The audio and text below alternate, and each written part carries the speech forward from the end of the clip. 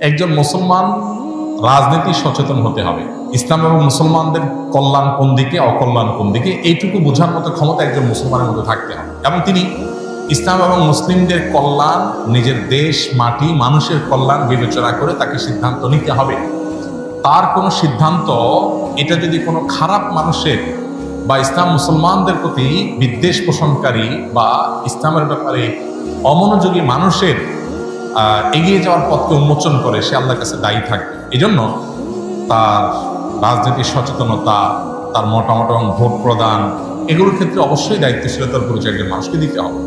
কিন্তু একই সাথে দাওয়াতি কাজ করার জন্য, ইসলামের মানুষকে আহ্বান করার জন্য অনেক প্ল্যাটফর্ম আছে।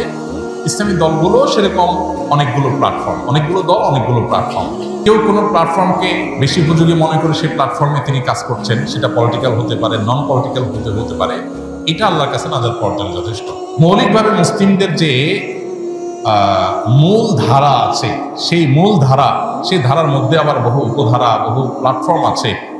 সেগুলোর বাইরে এসে মূল ধারার সাথে যাতে কানেক্টেড থাকে মুসলমানরা, সেখান থেকে বিচ্ছিন্নতাবাদের দিকে যেন না যায়, নিজস্ব কোনো মতবাদ যেন তৈরি না করে, আলাদা কোনো আপনার গিরিপথ যেন তৈরি না করে।